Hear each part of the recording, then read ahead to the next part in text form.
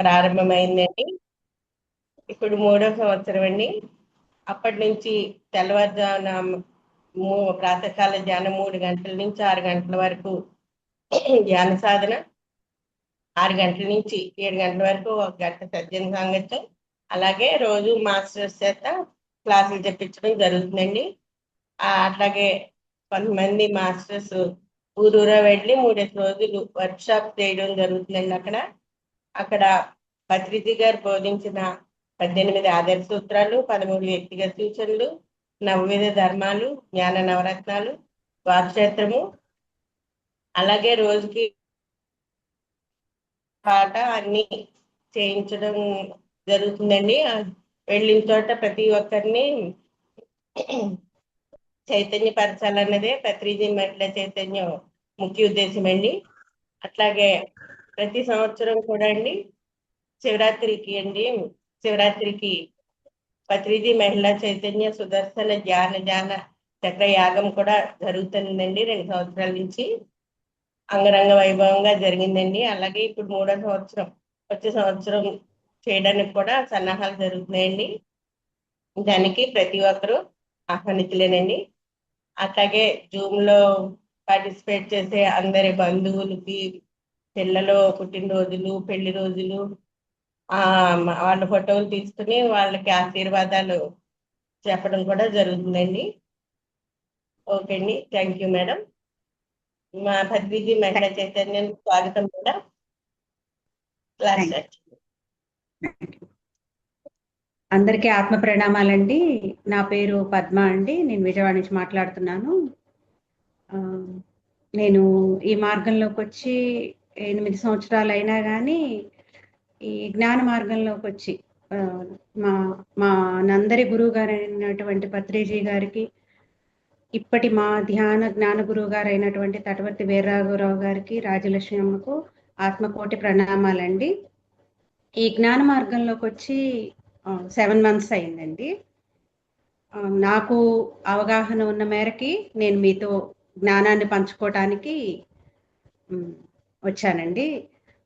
మీరందరూ కూడా చక్కగా చాలా బాగా చేస్తున్నారు. తెల్లవారుజామున 3 నుంచి 3 అవర్స్ అంటే చాలా మంచి వైబ్రేషన్తో ఉన్నారు.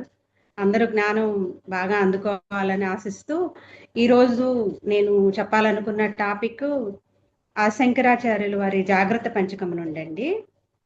అది తటవర్తి వీర్రాఘవరావు గారు రచించారు. మనందరికీ తెలుసండి శంకరాచార్యుల వారి గురించి. ఆయన అద్వైత సిద్ధాంతాన్ని ప్రతిపాదించడానికి భూమి మీదకి అవతరించిన గొప్ప మహానుభావుడు అండి. అయితే ఆయన వచ్చేటప్పటికి ఆయన ఒకటి బోధిద్దామనుకుని జన్మ తీసుకొని వస్తే ఇక్కడ ఉన్న పరిస్థితులు చాలా మూఢంగా అజ్ఞానంగా ఉన్నాయి.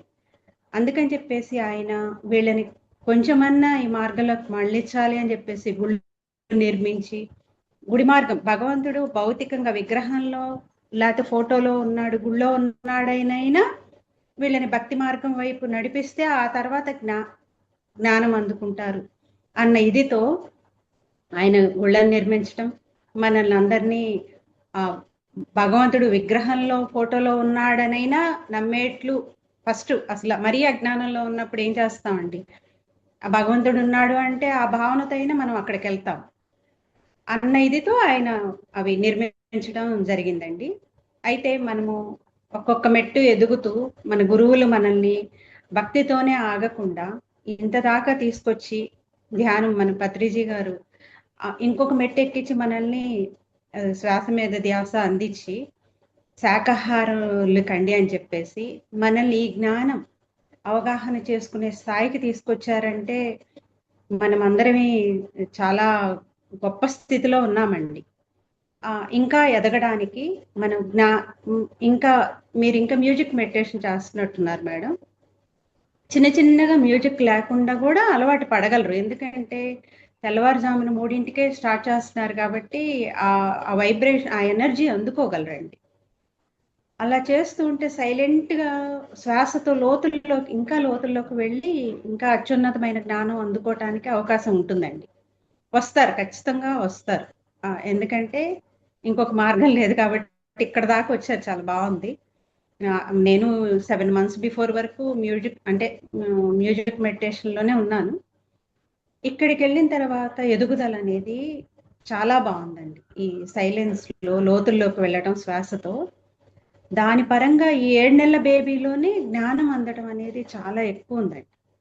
అందువల్ల మనందరం కూడా బాగా ఎదుగుతామని ఆశిస్తూ ఈరోజు నా టాపిక్ వచ్చేసి ఆదిశంకరాచార్యుల వారి జాగ్రత్త పంచకం గురించి అండి. జాగ్రత్త అంటే మనందరికి తెలిసిన విషయం అండి, జాగ్రత్తగా ఉండండి అని. ఎందుకు ఆదిశంకరాచార్యుల వారు హెచ్చరిస్తున్నారు జాగ్రత్తగా ఉండండి అని? ఎందుకు అంటే మనల్ని మాయ ఆవహించి ఉందండి. అంతా మనం మాయలోనే ఉన్నాం, విద్యా ప్రపంచంలో ఉన్నాం, భ్రమ భ్రాంతుల్లో ఉన్నాం అన్నమాట. ఏంటి ఆ భ్రమ భ్రాంతి మాయ ఇవన్నీ ఉండనివి ఏంటి అంటే అన్నీ ఉన్నట్లు అనుకుంటున్నాం మనం, కానీ ఏమీ లేదండి అక్కడ. ఈ అహంకార మమకారాల వల్ల మనము మన ఇదిని తెలుసుకోలేకపోతున్నాము. మనం ఎవరమి, ఎందుకు వచ్చాము, ఏం చేస్తున్నాము, మనం వచ్చిన పర్పస్ ఒకటి, చేస్తుంది ఒకటి. అందువల్ల ఆదిశంకరాచార్యుల వారు హెచ్చరిస్తారండి, మీరు చాలా అజ్ఞానంలో ఉన్నారు, జాగ్రత్తగా ఉండండి అని. పంచకం, జాగ్రత్త పంచకం. పంచ అంటే ఏంటండి? 5 విషయాల్లో జాగ్రత్తగా ఉండమని చెప్తారండి. ఏంటి ఆ 5 విషయాలు అనేది మనం ఒక చిన్న శ్లోకం ద్వారా తెలుసుకుందామండి. అదేంటి అంటే, మాతా నాస్తి, పితా నాస్తి, నాస్తి బంధు సహోదర, అర్థం నాస్తి, గృహం నాస్తి, తస్మా జాగ్రత్త జాగ్రత్త. అండ్ ఇంకొకసారి చెప్తారండి శ్లోకం. మాతా నాస్తి, తల్లి లేదు. పితా నాస్తి, తండ్రి లేడు. నాస్తి బంధు సహోదర, అన్నదమ్ములు లేరు, బంధువులు లేరు. అర్థం నాస్తి, గృహం నాస్తి. అర్థం అంటే ధనము, తెలుసు కదండి ఆ విషయం. ధనము నాస్తి, గృహము నాస్తి, ఇల్లు మాయ. అన్ని మాయేనండి. తల్లిదండ్రుల మాయే, బంధువులు మాయే, అన్నదమ్ములు మాయే, బిడ్డలు మాయే, ధనం మాయే, ఇల్లు మాయే, అన్ని మాయే. లేనివన్నీ ఉన్నాయనుకొని మనం భ్రమ భ్రాంతిలో ఉన్నామండి. ఆ విషయాల్లో జాగ్రత్తగా ఉండమని హెచ్చరిస్తున్నారండి ఆదిశంకరాచార్యుల వారు. మనం ఏంటి, ఈ మమకారంలో పడి మనము ఎంత అజ్ఞానంలోకి వెళ్ళిపోతున్నామంటే, వీళ్ళంతా నా వాళ్ళు అని వాళ్ళు ఎలా నడిపిస్తే అలా నడుస్తూ ఉన్నామండి. ఇప్పుడు ఇవన్నీ మనకి ఇప్పుడు శరీరంతో ఉన్నాం కాబట్టి మనకి తెలియదండి. ఎప్పుడైతే మనము ఈ శరీరాన్ని వదిలి, అంటే ఆత్మలుగా మనం పైకి వెళ్తామో ఇదంతా అర్థమవుతుందండి. శరీరం ఉన్నంతసేపు మనకి ఇవి అర్థం కావు.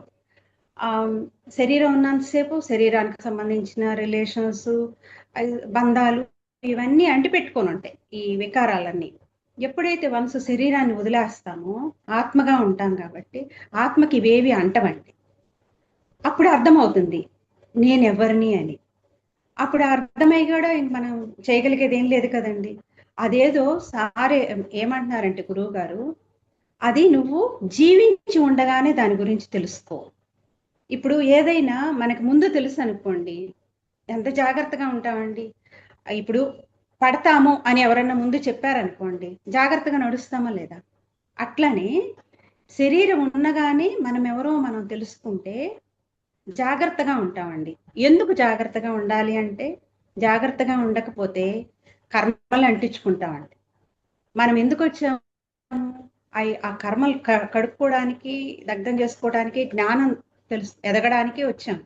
కానీ ఇంకా తగిలించుకొని వెళ్తున్నాం. ఎందుకు? మమకారాల వల్ల. తల్లిదండ్రులు, అన్నదమ్ములు, పిల్లలు, బంధువులు, ఇది నా ఇల్లు, ఇది నా ధనం అన్న మమకారాలతో అన్నిటిని అంటించుకుంటున్నామండి. ఎప్పుడైతే వాటన్నిటి నుంచి డిటాచ్ అవుతామో మనకేం కావాలి అనేది అర్థమవుతుంది.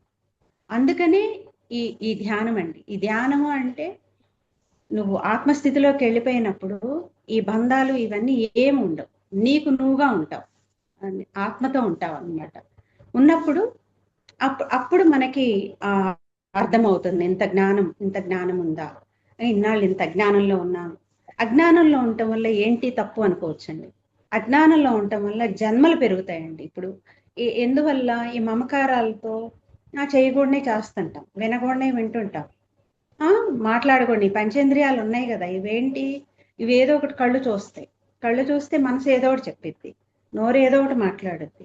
అక్కడ అవన్నీ ఏం లేవు, కానీ అంటించుకోవటానికి మాత్రం ఉంది. ఎందుకు?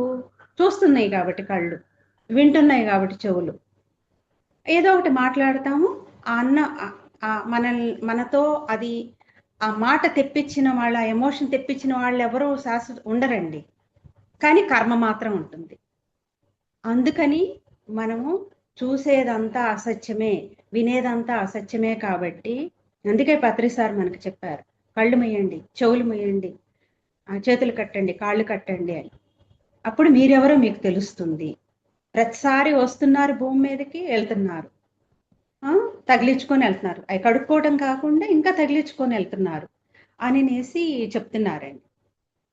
ఎప్పుడైతే మనం ఇవన్నీ, తల్లిదండ్రులు, బంధువులు, అన్నదమ్ములు, ధనం, ఇల్లు, వీటన్నిటి కోసం తాపత్రయపడుతున్నాము, రాత్రి పగలు కష్టపడుతున్నాము, వాళ్లే జీవితం అనుకుంటున్నాము, ఎవరి కోసం ఇదంతా చేస్తున్నాము, అవన్నీ ఏవో ఒక రోజు వెళ్ళిపోయేవేనండి. పాపాలు, తప్పులు ఇవన్నీ చేస్తా ఉన్నాం, చేయకూడని పనులు చేస్తున్నాం, అధర్మంగా వ్యవహరిస్తున్నాం, దోషణలు చేస్తున్నాం, అవమానిస్తున్నాం. ఇవి ఏవి ఉండవండి, కొన్నాళ్ళకి అదృశ్యం అయిపోయేవి. కానీ మనం మాత్రం కర్మలు తీసుకొని వెళ్తున్నాం, మళ్ళా జన్మకు అవి కారణం అవుతున్నాయి.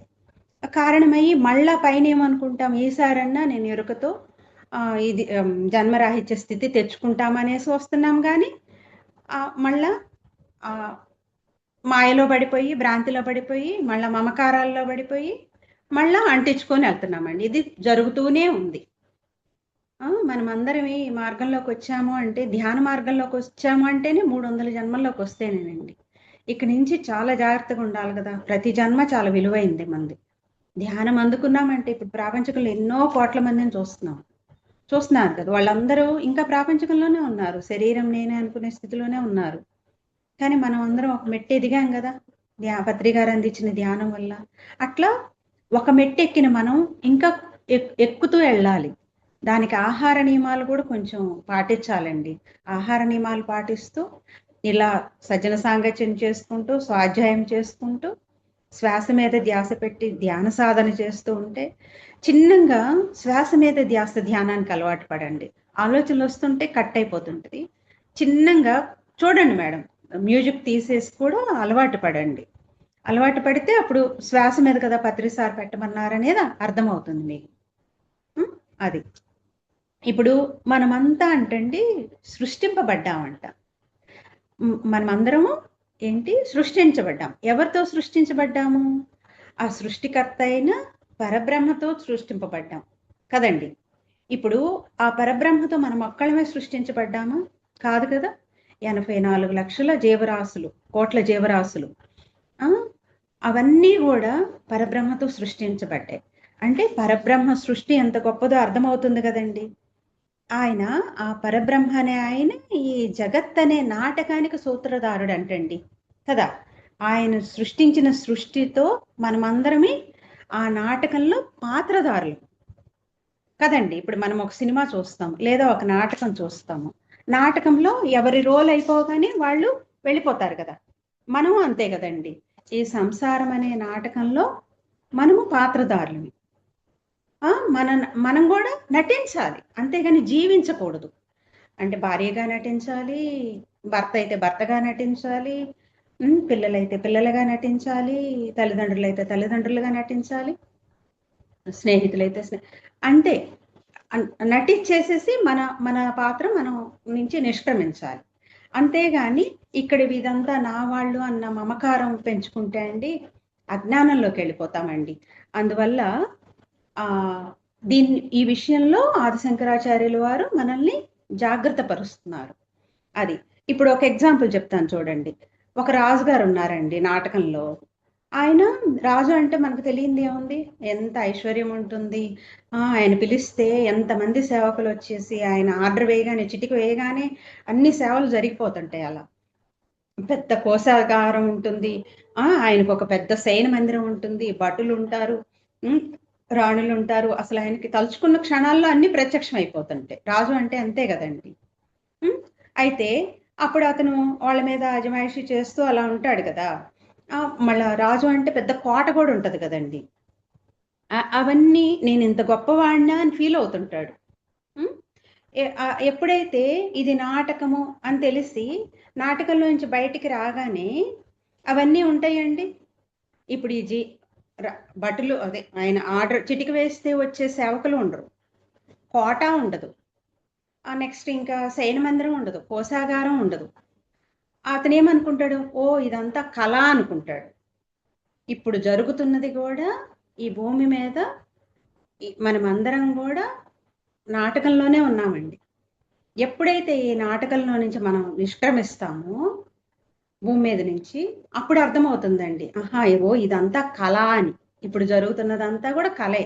ఇప్పుడు ఆ రాజుగారికి నా రాజుని అన్నది నాటకంలో కళలాగా ఎలా వచ్చిందో మనకి అంతే.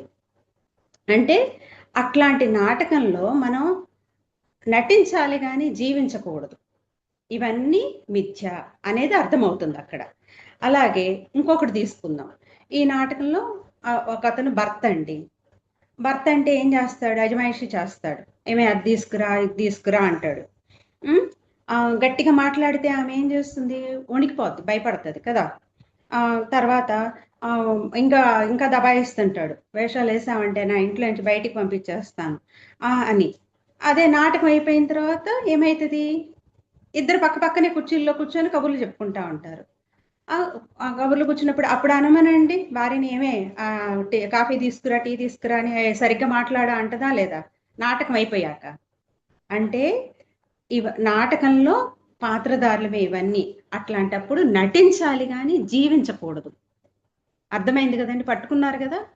ఇప్పుడు ఇదంతా మనము ఏంటంటే మమకారంలో ఇరుక్కుపోతున్నాం అనమాట. అమ్మో నా పిల్లలు, నా భర్త, నా ఇల్లు, నా ధనము అన్న మమకారంతో బంధాల్లో ఇరుక్కుపోతున్నాం. ఎప్పుడైతే బంధం నుంచి బయటపడతామో మన ఎదుగుదల ఉంటుందండి. ఉంటారు, అందరూ ఉంటారు, వాళ్ళ మీద మమకారం పెట్టుకోవద్దు అంటున్నారు. అది అది అది ఒక్కటి పాయింట్ పట్టుకోండి దీనివల్ల. మళ్ళీ తర్వాత ఏంటంటే ఇప్పుడున్న ఈ భార్య కానీ భర్త కానీ అంతా నాటకంలోని పాత్రధారులు ఎవరు ఉండరు. శంకరాచార్యుల వారు అందుకే జాగ్రత్తగా ఉండండి అంటున్నారు. అంటే మన ఇల్లే ఒక నాటక రంగం అన్నమాట. అంటే ఉంటారు, భర్త ఉంటాడు, పిల్లలు ఉంటారు, అంటే వాళ్ళకి ఏం కావాలో చేసి పెట్టండి, కానీ అమ్మో నా పిల్లాడు నా భర్త అని మమకారం వదలొద్దు, ఈ మమకారం ఉండొద్దు. శరీరం వదిలేక ఎవరిది వాళ్ళదేనండి, అంతే కదా. ఎవరు ఒకసారి రాలేదు, ఏ ఇద్దరు కూడా ఎవరి అనుభవాల కోసం వాళ్ళం వచ్చాం. పిల్లలైనా, భర్త అయినా, భార్య అయినా, తల్లిదండ్రులైనా, అన్నదమ్ములైనా, ఎవరైనా కానీ. అట్లా ఎప్పుడైతే మనము వదలకుండా నేను గొప్పవాడిని గొప్పదాన్ని అని ఫీల్ అవుతూ ఉంటామో, అనకూడని మాటలు అంటుంటామండి. అనకూడని మాటలు, చేయకూడని పనులు చేయటం వల్ల ఏమవుతుంది, మనకి కర్మలు అంటుతాయి. వీటన్నిటి గురించి నువ్వెందుకు ఆవేశపడతావు. ఇప్పుడు మనం మామూలుగా కోపం వస్తుంటది, ఇంట్లో వాళ్ళు చేసే పనులు అవి నచ్చక. నాటకం అని తెలిసి నువ్వు కూడా పట్టించుకున్నట్టు నటిస్తే అయిపోయిద్ది కదా. ఆవేశపడితే ఏమవుతుంది, ఆవేశంలో తప్పులు పాపాలు చేస్తాం, ధర్మం తప్పుతాం అన్నమాట. ధర్మం తప్పితే ఏమవుతుంది, కర్మలు అంటుతాయి. నువ్వు నాటకంలో పాత్ర పోషిస్తున్నావే తప్ప ఏది నిజం కాదు, సత్యం కాదు అనేది ఒక్క పాయింట్ ఈ శ్లోకం ద్వారా పట్టుకోండి. ఏం చెప్పారండి, మాతా నాస్తి పితా నాస్తి నాస్తి బంధు సహోదర, అర్థం నాస్తి ధనం నాస్తి తస్మాత్ జాగ్రత్త జాగ్రత్త. ఈ 5 విషయాల్లో జాగ్రత్తగా ఉండండి అని హెచ్చరిస్తున్నారండి ఆది శంకరాచార్యులు వారు. ఎందుకంటే ఇక్కడ ఇంకొక చిన్న కథ చెప్పుకున్నామండి. ఎందుకంటే మనం పాత్ర పోషించడానికి వచ్చాం, మన రోల్ అయిపోగానే మనం నిష్క్రమిస్తాం, కానీ మనం తగిలించుకున్న కర్మలు ఉంటాయి, ఆ కర్మల విషయంలో జాగ్రత్తగా ఉండండి అని మాత్రం హెచ్చరిస్తున్నారు బాగా. ఇప్పుడు మహాభారతంలో ఈయన ఉంటాడండి అర్జునుడు. ఆ అభిమన్యుడు చనిపోతాడు కదా. చనిపోయినప్పుడు ఏమవుతుంది, అర్జునుడు వచ్చి శ్రీకృష్ణుడిని కోప్పడతాడనమాట. నీ వల్లే, నీకు తెలిసే జరిగింది ఇదంతా, నీకు తెలిసే నన్ను యుద్ధరంగం నుంచి బయటికి పంపించేసావు, అదే నేనుంటే నా కొడుకుని కాపాడుకునేవాడిని, అని అంటారు కదండి, అది మనందరికి తెలిసిన విషయమే.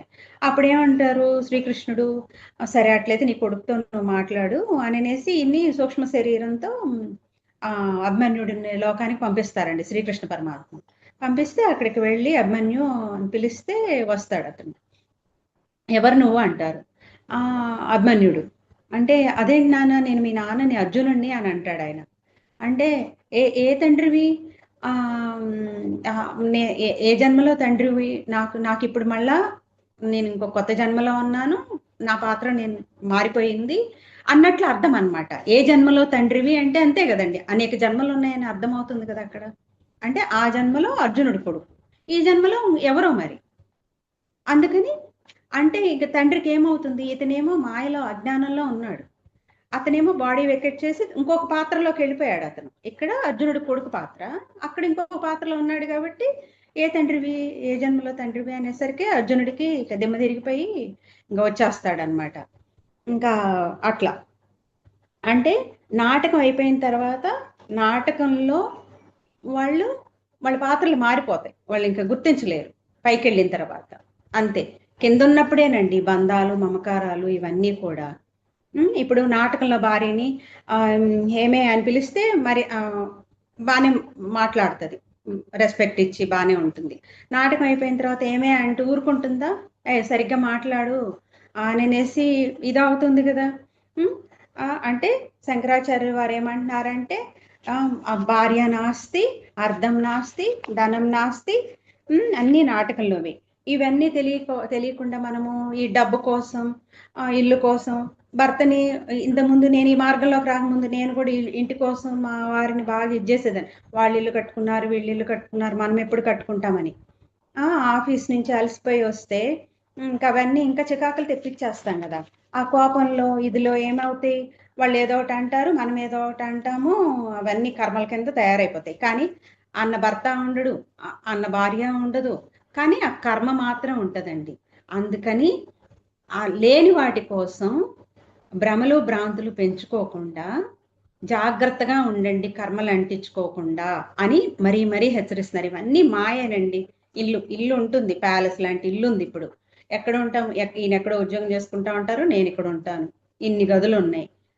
ఇప్పుడు అంటే కొద్దిగా పర్వాలేదు కాబట్టి చేసుకోగలుగుతాం, కొన్ని రోజుల తర్వాత చేసుకోలేనప్పుడు ఇంత ఇల్లు ఎందుక, ఒక గది 2 గదులు చాలవా అనిపిస్తుంది. అంటే ఫస్ట్ ఏమో మనకి వాళ్ళని చూసి వీళ్ళని చూసి అంతది కావాలి ఇంతది కావాలి అనిపిస్తుంది. తర్వాత ఏమో ఇట్లా అంటే లేని వాటి కోసం, అంటే ఏది ఉంటే దాన్ని యాక్సెప్ట్ చేయండి, లేని వాటి కోసం తపన తాపత్రయం పెంచుకొని దోషంలో ఇవన్నీ చేసుకొని కర్మలు పెంచుకోవద్దు. ధనము అంతే కదండి, వాళ్ళు ఉంటుంది రేపు ఉండదు, ఇవాళ ఉండదు రేపు వస్తుంది, ఏది శాశ్వతం కాదు కదా. అందుకని వాటి కోసమని మీరు ఆ మాయలో పడి భ్రాంతిలో పడి కర్మలు పెంచుకోవద్దు అని బాగా జాగ్రత్త పరుస్తున్నారండి ఆ శంకరాచార్యులు వారు. ఇవేమీ ఉండనట్టుగానే నువ్వు జీవించు అంటున్నారండి. వాళ్ళతో ఉండు, బంధాలతో ఉండు, కానీ మమకారంతో ఉండొద్దు. ఈ మమకారం లేకుండా ఉండటం అంటే మనకు ఒక చిన్న ఎగ్జాంపుల్, ఈ పద్మపత్ర మేవాంబస అంటారు కదండి, అంటే తామరాకు మీద నీటి పొట్టులాగా ఉండమని సంసారంలో, అంతేగాని అంటించుకోవద్దు. అందరితో ఉండు కానీ అంటించుకోకుండా ఉండు. తామరాకు అంతే కదండి, బురదలో ఉంటుంది, కమలం అంటించుకోదు కదా. మనం కూడా అట్లానే సంసారంలో సంఘంలో ఉంటూ దేన్ని అంటించుకోకూడదు అంటే మనం ఏం చేయాలండి, ఇప్పుడు ఎట్లున్నాయి పరిస్థితులు, ఏ మాత్రం దృష్టి పక్కకి వెళ్ళినా కానీ మనసు మీద దాని ప్రభావం పడిపోయి మనం తెచ్చుకునే శక్తి ఏమో ఇంత, ఖర్చు పెట్టేది ఇంత అండి. అందుకని సాధ్యమైనంత వరకు ఎక్కువ సాధన బుక్స్ చదువుకోవడం, ఇలా స్వాధ్యాయం చేయడం, మనకి చేతనైంది మన పరిధిలో. ఎవరు మనకు శక్తి మించి చేయమనరండి. ఇప్పుడు మీరు ఇందాక చెప్పారు కదా పత్రిజీ మహిళా చైతన్యం అని, మీరు చాలా బాగా చేస్తున్నారు సేవలు, అవి చెయ్యండి. ఇలా స్వాధ్యాయం సజ్జన సాంగత్యం కంటిన్యూ చేయండి, చాలా బాగుంది. సాధన పెంచండి, మీకు ఇంకా లోతైన జ్ఞానం లోపలికి వెళ్తుందండి బాగా. ఇప్పుడు కొన్ని పాయింట్లు పట్టుకుంటాం, ఎప్పుడైతే మీరు శ్వాస మీద ధ్యాస, ఇప్పుడు మ్యూజిక్ పెట్టుకుంటున్నారు కదా, శ్వాస మీద ధ్యాస పెట్టి ధ్యానం చేస్తారో ఇంకా శ్వాస లోతులకి వెళ్ళే కొంది ఇంకా జ్ఞానం ఎక్కువ పట్టుకుంటారు. అది ఎరుకపరుస్తుంది అనమాట. మనం ప్రాపంచికంలోకి వెళ్ళబోతున్న టక్కున గురువు శక్తి అనేది మనల్ని ఆపేస్తుంది, ఆ పక్కకి వెళ్ళనీయకుండా, మైండ్ కానీ ఆలోచన కానీ. అంత ఇది ఉంటుందండి, ప్రతి దాని మీద అంత కంట్రోల్ వచ్చేస్తుంది, అంత మార్పు ఉంటుంది. అలా తర్వాత మన టాపిక్లోకి వద్దాం. ఇప్పుడు ఎప్పుడైతే ఇలా రకరకాలైనటువంటి బాధలు, రాత్రి కళ ఎంతో, ఇది కూడా పగటి కళ అండి. భూమి మీద జీవితం అంతా కూడా పగటి కళ. రాత్రి కళ రాగానే తెల్లారగానే ఏమవుతుంది, మర్చిపోతాం, మన పనుల్లో మనం వెళ్ళిపోతాం. ఇది కూడా అంతే, పగటి కళ అనమాట. చనిపోగానే ఏమవుతుంది, ఇదంతా కళ్ళలాగానే ఉంటుంది కదా. ఏమైనా తెలుస్తుందా అండి మనకి పైకి వెళ్ళాక, ఈ జీవితంలో నేను భార్య పాత్ర పోషించాను, నాకు ఇంతమంది పిల్లలు ఉన్నారు, నాకు ఈ భర్త ఉన్నాడు, నాకు ఇంత ధనం ఉంది, నాకు ఇక్కడ ఇల్లు ఉంది, ఇన్ని ఇళ్ళు ఉన్నాయి, ఇవన్నీ ఏమీ గుర్తుండవు కదా. అట్లా అందుకని వాటి విషయంలో జాగ్రత్తగా ఉండండి అని చెప్తారు.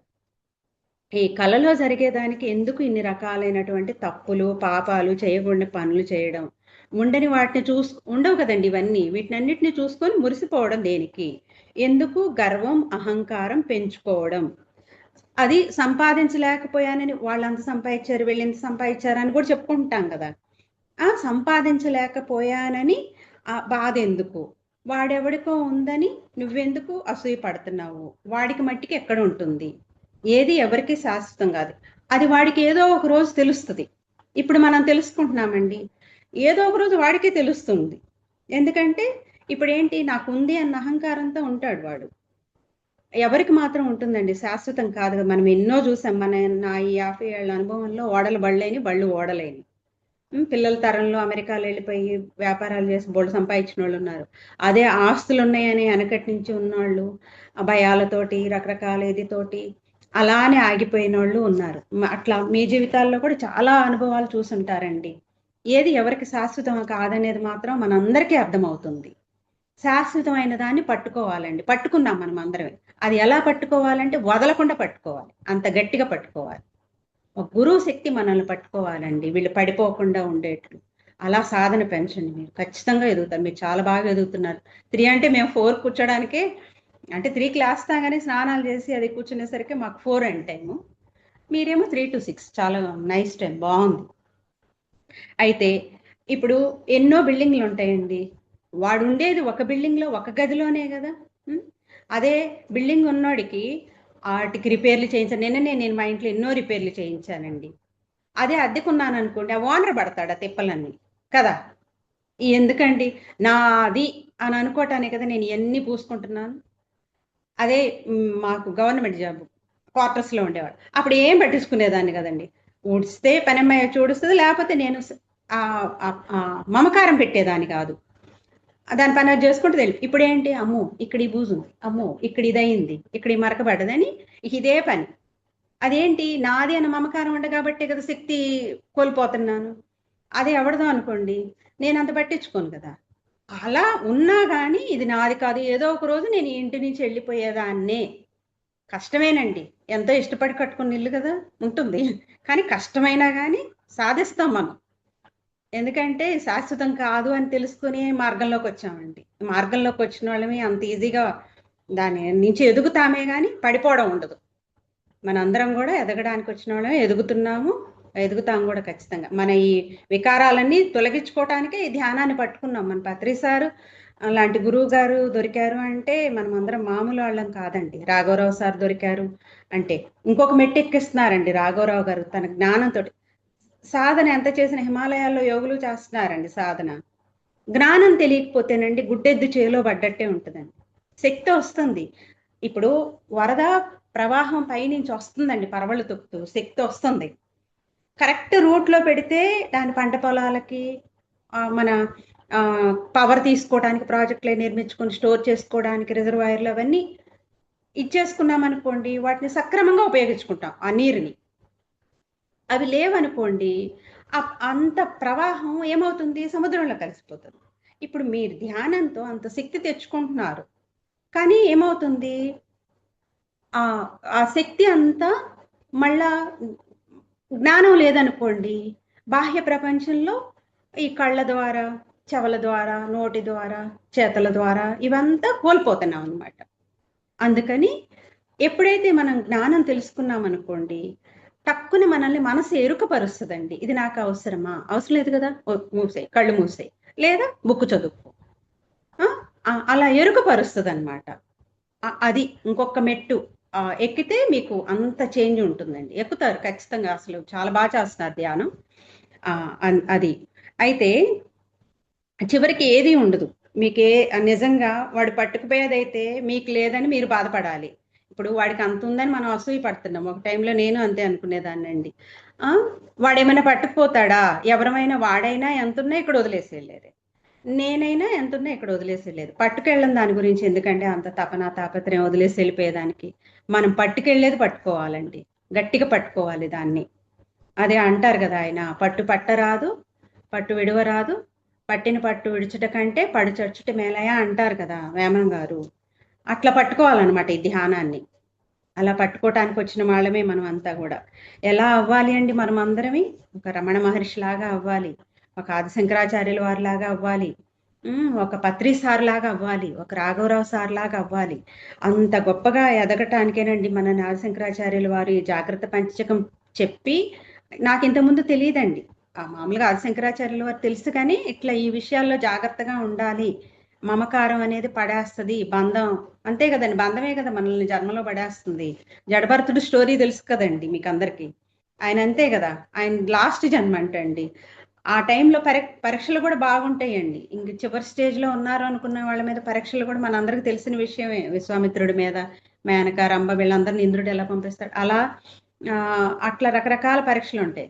ఆయన కూడా అంతే, జడభరతుడు ఈ లేడీ మాయలో పడి మళ్ళా జన్మకు కారణమైంది. అందువల్ల మనం ఎప్పుడైతే ఈ సంసారము అనే మమకారంలో ఉంటామో జన్మలు పెంచుకుంటామండి. కర్మలు ఉంటాయి కాబట్టి జన్మలు పెంచుకుంటాం. ఇది అర్థం చేసుకుంటే జ్ఞానాన్ని పెంచుకుంటామండి. ఇప్పుడు ఎప్పుడైతే మనల్ని శంకరాచార్యులు వారు జాగ్రత్త పరిచారో ఇది అజ్ఞానంలో నుంచి జ్ఞానం పెంచుకుంటే అందరికి అన్నీ చేస్తాము, అందరూ ఉంటారు, అన్నీ ఉంటాయి, అంటించుకోం అనమాట తామరాకు మీద నీటి బొట్టులాగా. అప్పుడు ఏమవుతుంది అంటే, ఎందుకండి ఇదంతా అంటే, ఎందుకు అంటే మోక్షం పొందుతాము, ముక్తి పొందుతాము, అంటే జీవన్ముక్తి. అందరూ ఉంటారు, అన్నీ ఉంటాయి, ఏది అంటించుకోలేదంటే అదే కదండి మోక్షం. మోక్షం ఎప్పుడో చనిపోయాక వచ్చేది కాదండి, బ్రతికుండగానే మనం అలా జీవించాలన్నమాట. అందరితో ఉంటూ ఏదేని అంటించుకోకుండా ఉండాలి. అదే జీవన్ముక్త స్థితి అంటారు, అదే మోక్షము అంటారు, ముక్తి అంటారు. ఆ పరబ్రహ్మ ఈ జగత్తు అనే నాటకాన్ని ఆడిస్తున్నాడండి ఆయన, సూత్రధారుడు.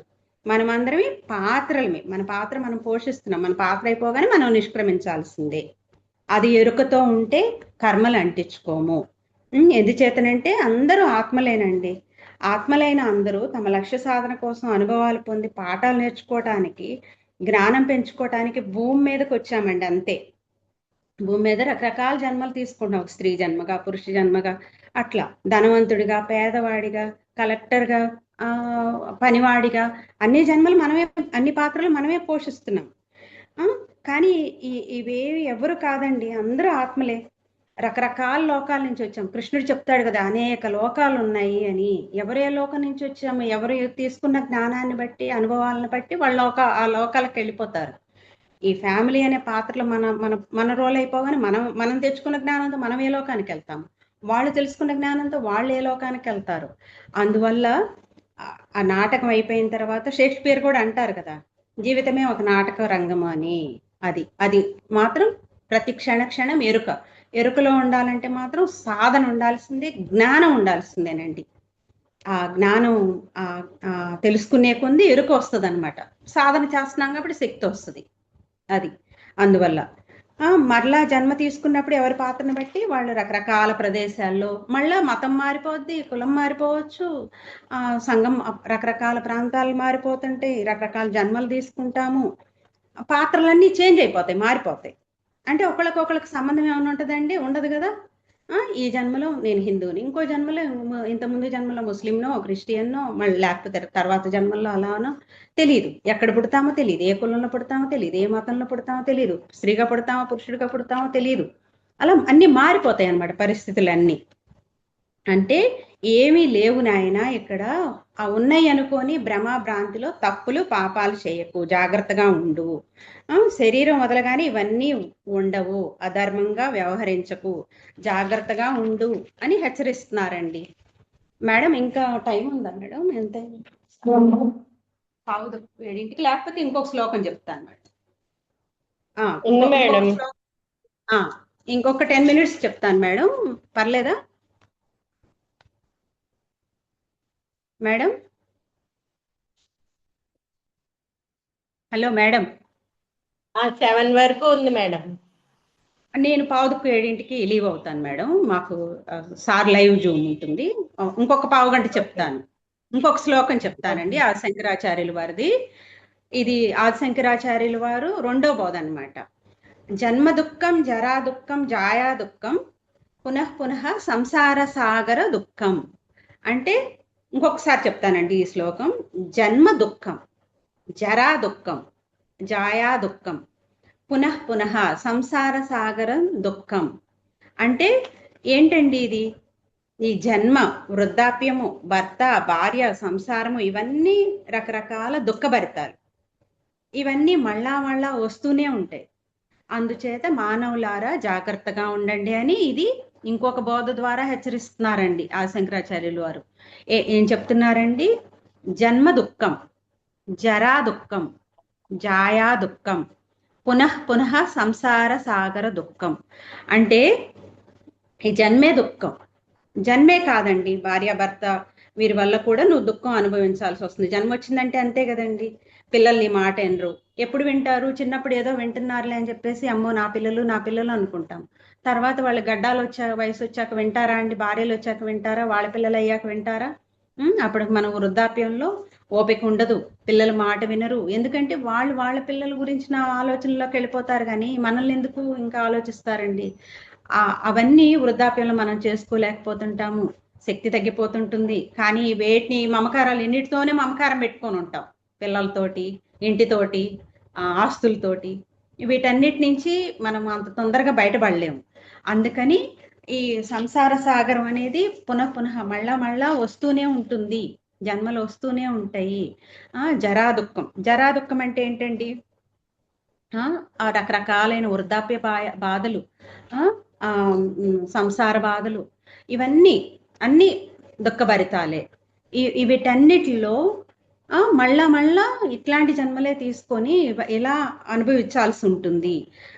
అసలు జన్మ ఎలా దుఃఖం అవుతుంది అని అంటే ఏంటండి, తల్లి గర్భంలో మనం ఎలా ప్రవేశిస్తాము? ప్రవేశించిన తర్వాత 9 నెలలు ఆ మురికి కోపంలో, అంటే ఆ మలమూత్రాలతో, ఆ చీము నెత్తురులతో 9 నెలలు అక్కడే మనం నరకం పడుతున్నాం. భూమి మీదకి వచ్చిన కాడి నుంచి మనల్ని మాయ ఆవహిస్తుంది. ఆ మాయలో మళ్ళీ అన్నీ మర్చిపోతాం. పైన ఏదో అనుకుంటాము, ఈసారన్నా జన్మరాహిత్య స్థితి కోసం ప్రయత్నం చేస్తానని లక్ష్యం పెట్టుకొని వస్తాం. కానీ ఇక్కడ మాయ ఆవహించి ఉంటుంది. తల్లి గర్భంలోంచి బయటకు వచ్చినప్పటి నుంచి మాయతో ఉండటం వల్ల మళ్ళీ బంధాలలో పడిపోవడం, కర్మలు చేయడం, మళ్ళా జన్మకు కారణం అవ్వడం, ఇలా వస్తూ పోతూనే ఉంటున్నాం. పైకి కిందకి తిరుగుతున్నాం. ఇది మనం మొదటి జన్మేం కాదు. ఆల్రెడీ అందరం 300 జన్మలు దాటుకొని వచ్చిన వాళ్ళమే. ఎన్నో అనుభవాలు, ఎన్నో సంసారాలు, ఎన్నో దుఃఖాలు, బాధలు, ఇవన్నీ అనుభవించిన వాళ్ళమే. ఎందుకు ఇవన్నీ? ఏమైతుంది వస్తే మాత్రం అని అనుకుంటారా? ఏముండదండి. ఆ దుఃఖం వచ్చినా కానీ మళ్ళా పోతుంది కదా కొన్ని రోజులకి అనుభవిస్తే అనుకుంటారండి. సాధన ఈ మార్గంలో ఉన్న వాళ్ళకి బయటపడడం ఈజీ అనండి. ఈ మార్గంలో లేని వాళ్ళకి ఆ దుఃఖం నుంచి బయటపడటం అంత ఈజీ కాదండి. ఆ రకరకాల ఇదిలోకి కూరుకుపోయి చివరికి వాళ్ళు ఆత్మహత్యల స్థాయిలో కూడా వెళ్ళిపోతారండి. ఎందుకంటే ఎటు చూసినా కానీ వాళ్ళకి మార్గం కనిపించదు. పద్మవ్యూహం లాగా అయిపోద్ది సమస్యలు. ఆ సమస్యలు చుట్టుముట్టేసినప్పుడు మనకి మార్గం తెలిసి పత్రికారి వల్ల మనం ఈ మార్గంలోకి వచ్చి బయటపడ్డాం. కానీ లేకపోతే ఆహారం వల్ల కానీ, మనం చూసే వ్యవహారాల వల్ల కానీ, ఎట్లన్నా కానీ శక్తి ఉండదు. కాబట్టి అలా దుఃఖాల్లో కూరుకుపోయిన వాళ్ళు దాని నుంచి బయటపడటం తెలియక రకరకాల ఆత్మహత్యలు కూడా ప్రయత్నాలు చేస్తూ ఉంటారు. అందువల్ల దుఃఖం ఎందుకు తెచ్చుకోవడం? జ్ఞానం పెంచుకో, అజ్ఞానం నుంచి బయటపడి మమకారాలను వదిలి జ్ఞానం సంపాదించుకొని జన్మరాహిత్య స్థితికి కృషి చేసుకో అని. లేకపోతే ఈ సంసార సాగరమే కదండి. వెనకటాళ్ళు అనేవాళ్ళు కదా, సంసారాన్ని ఎదడం కన్నా సాగరాన్ని ఎదడం మంచి, ఎదగలమా అని అనేసి. వస్తూనే ఉంటాయి కదండి బాధ్యతలు చేస్తూ ఉంటే. ఇప్పుడు అయిపోయింది ఇది అనుకోవటానికి లేదు కదా, ఇది అయిపోతే ఇంకొకటి వస్తుంది. అంతే. ఇప్పుడు చంటి పిల్లాడికి చంటి పిల్ల స్టేజ్లో ఉన్నప్పుడే చూద్దామండి. ఏమన్నా దోమ కానీ అట్లాంటిది ఏమన్నా కుట్టిందనుకోండి, అతను గోక్కోగలడా? లేదు. ఉమ్, ఏడవటం తప్ప ఏమి తెలియదు. ఆకలి వేసింది అనుకోండి, ఆకలి బాధ తట్టుకోలేక ఏడవటం తప్ప అతనికి ఏమి తెలియదు. అంటే చిన్నపిల్లాడి స్టేజ్లోనే దుఃఖం ఉంది. ఏడుస్తూనే పుట్టాడు కదా పుట్టేటప్పుడు. ఆ, ప్రతిదానికి ఎక్స్ప్రెషన్ ఏంటి? అతను ఆకలైనా ఏడిపే, దోమ కుట్టినా ఏడిపే, అంటే దుఃఖమే అని శంకరాచార్యుల వారు బోధించడం జరిగింది. ఈ యవ్వన దశ వచ్చిందండి. యవ్వన దశ వచ్చాక వివాహం చేసుకోకుండా ఉంటే ఒక బాధ. ఇప్పుడు మా అబ్బాయిని అంటాను పెళ్లి చేసుకోరా అని, అమ్మాయి ప్రశాంతంగా ఉన్నాయివా నన్ను, మళ్ళీ ఇప్పుడే నాకు అంటగట్టేసి నన్ను బాగా వీటిలోకి నెట్టేస్తావా అంటాడు. అంతే కదండి.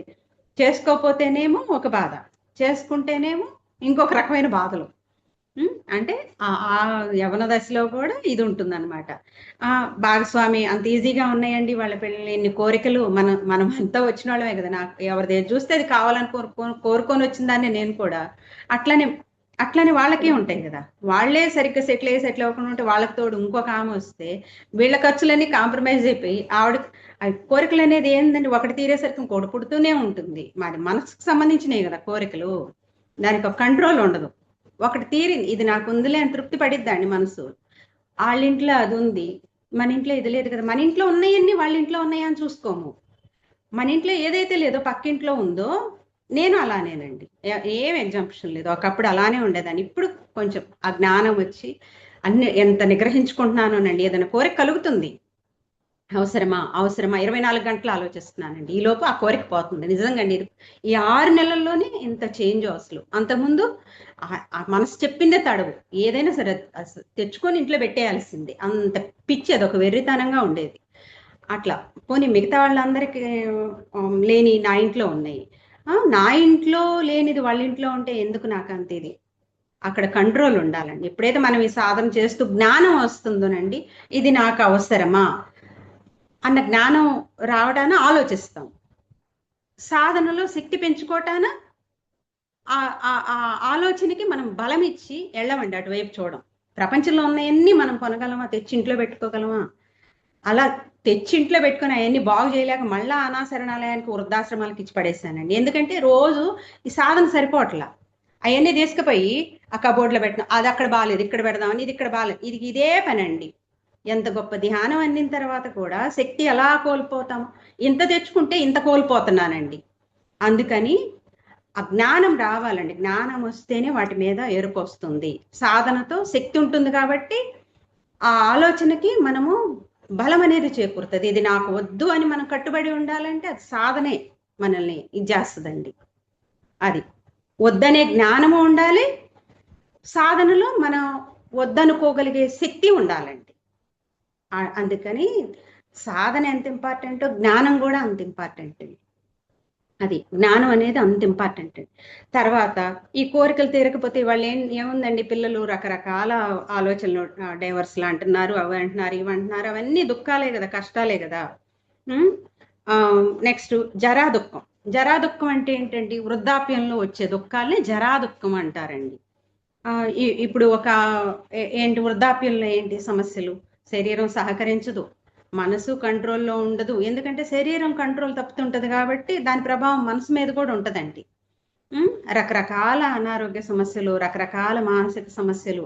ఏదైనా మనం అన్నీ సరిగ్గా ఉన్నప్పుడే సాధనలో పట్టు తెచ్చుకొని ఆరోగ్యాన్ని నిలబెట్టుకుంటూ జ్ఞానపరంగా ఎదిగితేనండి చాలా మనంత అదృష్టవంతులు. మనం ముక్త స్థితిలో ఉన్నట్లేనండి, మోక్ష స్థితిలో ఉన్నట్టే. ఇప్పుడు ఒక ఆయన ఉన్నారండి, ఆయన 3 పిల్లలంట. 3 పిల్లలు రకరకాల దేశాల్లో, అమెరికాలో ఒకళ్ళు, కెనడాలో ఒకళ్ళు, ఆస్ట్రేలియాలో ఒకళ్ళు, అలా మంచి మంచి స్థితుల్లో ఉన్నారంటండి. మీరు ఎక్కడ ఉన్నారు అంటే నేను ఓల్డేజ్ హోమ్లో ఉన్నాను అని చెప్తారంట. మరి అంత మంచి స్థితిలో ఉన్నప్పుడు ఆయన ఓల్డేజ్ హోమ్లో ఉండాల్సిన అవసరం ఏంటండి? అంటే ఆయన ఆ వృద్ధాప్య బాధని మర్చిపోవటానికి నా పిల్లలంతా 3 బాగా సెటిల్ అయిపోయారండి రకరకాల దేశాల్లో అని చెప్పుకుంటా ఉంటున్నారనమాట.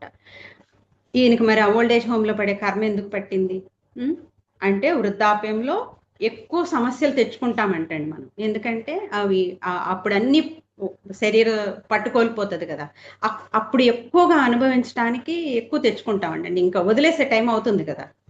బాడీని వదిలేసే టైం అన్ని రకరకాల సమస్యలు చుట్టుముడతాయి అంటండి. దాన్ని జరా దుఃఖము అంటారు. అంటే జన్మ దుఃఖమే కదండి. ఆ 9 నెలలు మలమూత్రాలతో ఇవి ఉండడము, ఆ పుట్టినప్పటి నుంచి దానికి ఏడుపే కదా. దోమ కుట్టినా ఇది చేసుకోలేడు, ఆకలైనా ఇది చేసుకోలేడు, ఏడుపే కదా. అంటే ఏడుపుతోనే పుట్టాం. జాయా దుఃఖం. జాయా దుఃఖం అంటే యవ్వనంలో వచ్చే ఈ బాధలు. జరా దుఃఖం అంటే వృద్ధాప్యంలో వచ్చేది. ఇవన్నిటి వల్ల కూడా మనకి దుఃఖమే వస్తుంది మళ్ళా మళ్ళా సంసార సాగరంలో. వీటన్నిటి విషయంలో జాగ్రత్తగా ఉండండి అని ఆది శంకరాచార్యులు వారు హెచ్చరిస్తున్నారండి. ఇది రెండో శ్లోకం. దీని గురించి ఇంకా కొన్ని కొన్ని కథలు వివరణలతో రేపటి క్లాసులో చెప్పుకుందాం మేడం. మరి నాకు ఇంతటి అవకాశాన్ని ఇచ్చిన ఈ జూమ్ లో మాస్టర్స్ అందరికీ ఆత్మకోటి నమస్కారాలండి. చాలా thank you madam. Okay madam. Thank you. Leave అవుతాను మేడం.